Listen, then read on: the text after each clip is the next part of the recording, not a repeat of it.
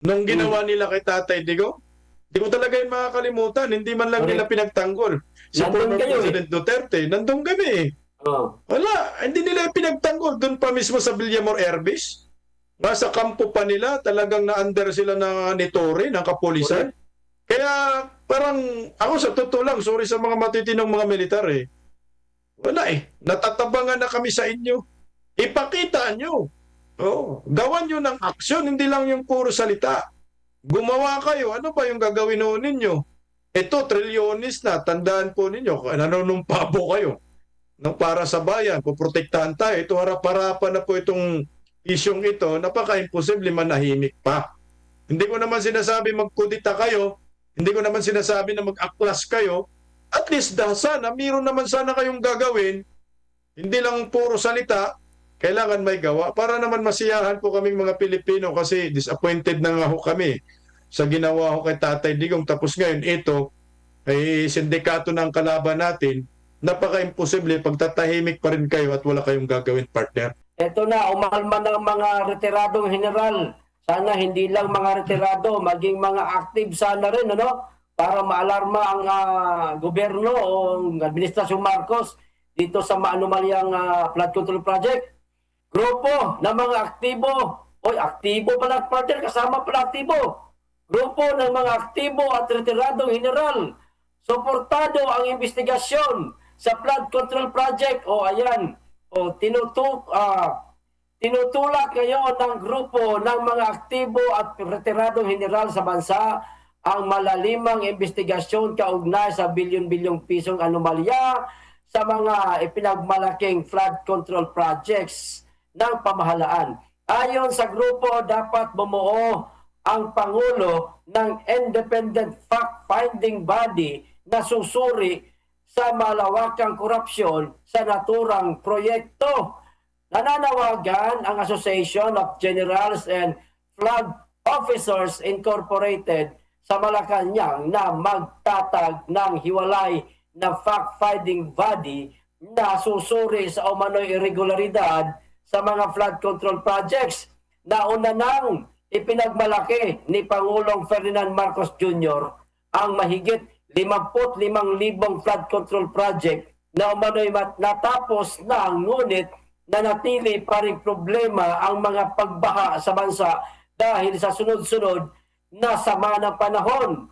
Ang tanong ng taong bayan, nasaan ang mga flood control project? Ayon sa grupo, hindi na rin nila masikmura ang ganitong ore ng pandarambong sa kabanang bayan. Bagay na dapat na aniya itong siyasating mabuti sa pamamagitan ng isa pang fact-finding body. Mga partner, ano ang mga ikokomento nyo tungkol dito? Partner Bimar, kamu na partner.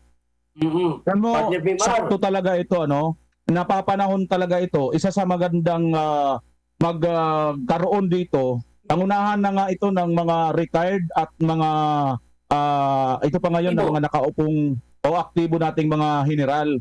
Kasi kahit pa paano, ako'y naniniwala naman na bukod lang sa mangilan-ngilan dyan, naniniwala naman ako dito sa ating mga kawal ng Pilipinas na talagang mayroon pa naman silang mataas na credibility pagdating po sa mga ganito. Kasi unang-una, sila talaga yung frontliner natin sa pagtatanggol, sa kasarinlan, sa ating katahimikan, kaayusan ng ating bansa. So, tapos, ang nangyayari ngayon, karampot lang ang napupunta, lalo na sa mga sundalo natin, mga maliliit lang na mga sinasahod, nandoon sa mga bundok, nagbubuwis ng buhay para sa atin, no? Samantalang itong mga kongresista, kukuya-kuyakoy, ang sasarap ng buhay, nagsisigilakihan ng mga tiyan, kung ano-ano pati mga bulsa, nagsisitabaan, lahat nagsisitabaan. Pero itong mga ating mga kawal na ito talaga ang supposed to be na dapat sila yung mabigyan ng malaking pera, kaso hindi po nangyayari. Ngayon, ito ngayon mababalitaan pa nila na ganito pala kayaman, ganito pala kalaki ang pera na nawawaldas, na nawawalan saysay, nasasayang, or napupunta lang sa mga gahaman ng mga politiko ang pera ng bayan. Kaya dapat lang, sana sila na nga ang manguna nito. Itong mga retired at ang mga active na mga matitinong general. At sana samahan nyo na rin pati mga vloggers, no? Hindi ko naman inaano pre-interest sa sarili ko, pero mga vloggers na mga matitino, isama ninyo diyan, mga partner. Partner, Bisdak, siya nga pala, mga kaibigan namin na nasa comment section, extended tayo hanggang alas 4 ng hapon po. Huwag niyo po kaming iwan. Pagsusolo kaming tatlo rito. Partner, Bisdak, ano masabi mo? Sa tayo dito sa comment section, partner. Basa tayo. Sa akin lang, sana hindi lang sa salita itong mga militar at saka yung ibang mga retired. Kailangan gumawa. Kasi madali magsalita eh. Madali maglabas ng statement ngayon, lalo na social media. Pwede naman maglabas ka. Masabihin mo, suportado namin yung investigasyon. Kung tanong, ano yung gawa? Ano yung gagawin nila? Hanggang dun lang ba? Wala na ba silang gagawin para may managot dito sa mga nangungurakot sa gobyerno? Kasi ako, partner, ako sa totoo lang, disappointed ako dito sa Armed Forces of the Philippines eh. Nung ginawa nila kay Tatay Digong, hindi ko talaga yung makakalimutan. Hindi man lang nila pinagtanggol. Si former President Duterte, nandun kami eh. Wala, hindi nila pinagtanggol. Doon pa mismo sa Villamor Air Base. Nasa kampo pa nila, talagang na-under sila ni Torre, ng kapulisan. Kaya parang, ako sa totoo lang, sorry sa mga matitinong mga militar eh. Wala eh, natatabangan na kami sa inyo. Ipakita nyo. Gawan nyo ng aksyon, hindi lang yung puro salita. Gumawa kayo, ano ba yung gagawin ninyo? Ito, trilyonis na, tandaan po ninyo, nanunumpa po kayo. Para sa bayan, puprotektahan tayo. Ito harap-harapan na po itong isyong ito, napaka-imposible manahimik pa. Hindi ko naman sinasabi magkudita kayo, hindi ko naman sinasabi na mag-aklas kayo. At least sana, mayroon naman sana kayong gagawin, hindi lang puro salita, kailangan may gawa. Para naman masiyahan po kaming mga Pilipino kasi disappointed na nga ho kami sa ginawa ho kay Tatay Digong. Tapos ngayon, ito, ay sindikato ng kalaban natin, napaka-imposible, pagtatahimik pa rin kayo at wala kayong gagawin, partner. Dagdag ko, partner. Dagdag ko lang. Total, ito, dala na rin, panawagan na rin sa mga hindi lang sa mga general sa sandatahang lakas ng Pilipinas, maging sa mga general na rin ng mga kapulisan, partner, no? Total, mga sir, mga madam, hindi na po ito usapin ng kulay sa politika. Kasi tama yung naging tawag dito, naging desisyon ninyo noong dapin o kidnapin ang dating Pangulong Duterte at dalhin sa Daig, Netherlands. Kasi kung makikialam kayo doon sa mga bagay na yon, noong mga panahon na yon, maaaring foul ho kayo doon kasi meron pong bahid politika yon. Meron pong kulay ng politika. Pero ngayon, mga sir, mga madam, wala na po itong bahid ng politika, wala na po itong kulay. Dahil pondo, pera na po ng taong bayan, pera na po nating lahat ang pinapakialaman nila, mga madam at sir. Baka naman po itong mga nananahimik pa na mga aktibong general, ilabas nyo po yung mga tapang nyo.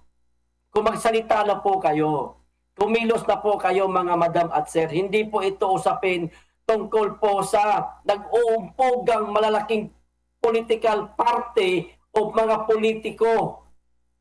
Kung kayo po ay makikialam ho dito, sasaluduhan at pasasalamatan po kayo ng ating mga kababayan na tanging kayo lamang po ang inaasahan dahil marami ng mga politiko ang mga nalulunod sa malalaking halaga at bilyon-bilyong pondo na pinapakialaman, ninanakaw sa pamamagitan nitong mga proyektong palpak at maanomalya ng flood control project.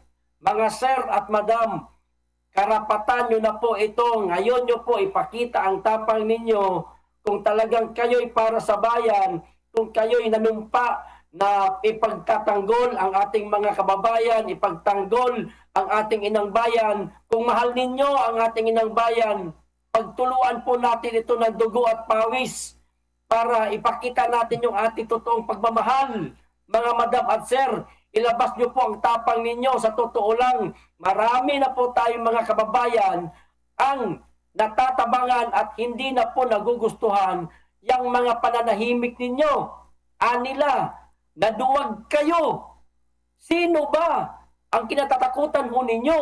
Kayo po ang isa sa may pinakamataas na kapangyarihan sa ating bansa na kung kayo ay magsama-sama, isang tinig, walang politiko, walang gobyerno na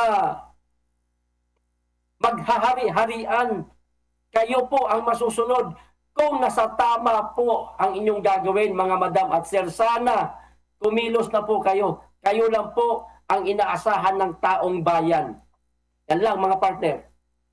Sir, Kape, lalinawin natin na kami dito sa Berada Aguila, hindi po kami nananawagan sa mga militar na pag-aklas, Walang ganon. walang ganon. Ang panawagan namin dito, bobosi sila, makialam sila dito sa isyu ng korupsyon. Total, ito naman yung sigaw ni Bongbong Marcos, di ba? Labanan yung korupsyon. Di, ang gawin nila, lumaban sila sa korupsyon, hanapin nila yung mga kongresista na alam nila yung mga kurakot. Total, may mga intel funds naman sila eh. Diba? Mga intelligence funds, gamitin nila ang pundong iyan para matukoy ang mga sindikato na nasa gobyerno ngayon at wag lang hayaan yung Senado na mag-imbestiga. Dapat gumawa rin po sila ng sarili nilang investigasyon. Mga militar, total, meron namang intelligence funds sila. Ito ay economic sabotage. Gumawa na rin ho sila ng hakbang na ganyan. Hindi lang yung puro ganun-ganun na lang. Mas the best siguro may gawa. Oy, pasalamatan natin yung Pakulay, Delia Pinida at Sita B. Yan, partner, Bimar? Oo mga partner, basta ganun na nga lang, no? Kasi nakakalungkot ang nangyari kasi doon kay Tatay Digong eh. Si Tatay Digong, maalala natin, hindi naman siya mapapunta dyan kung hindi dahil din sa atin eh. At isa kayo, mga militar, isa kayo yung mga armed forces, isa kayo sa pinaglaanan ni Tatay Digong ng kanyang lakas, ng kanyang pamumuno na ipinagmalasakit kayo. Tinutuhanan niya talaga ang kanyang sinabi na sagot ko kayo, ako ang mananagot. Hindi ba tumimo sa inyo mga puso yun na nangyari kay Tatay Digong yun? Hindi naman personal niyang kagustuhan yun eh. Dahil yun sa pagtatanggol, dahil yun sa nagawa, dahil yun para sa atin. Kasi kung hindi ginawa ni Tatay Digong yun, wala na po ang nangyari sa atin. Baka buong Pilipinas, zombie world na po tayo, zombie nation na po tayo. Dahil noon, hindi mo alam, nagulat ka nung panahon ni Tatay Digong, mga adik pala, mga kapitbahay mo. Karamihan pala sa mga kapitbahay mo, member ng sindikato, kung hindi man MPA, adik pala. Itong lahat na mga ito, mga anay ito ng ating lipunan. Ito yung mga salot. Bukod pa sa mga salot na mga oligarko na pahirap, gusto nila manatili tayong mahirap at sila manatili silang nasa mataas. Itong mga ito ang hindi nakita ng madlang people, hindi nakita ng mga iba na disinsanay. Dapat ito natin makita at maalala natin, hindi natin pwedeng makalimutan. Nangyari ito na pagkakakulong or pagkakakidnap kay Tatay Digong, hindi dahil sa may ginawa siyang para sa kanyang personal, kundi dahil sa atin ito mga partner.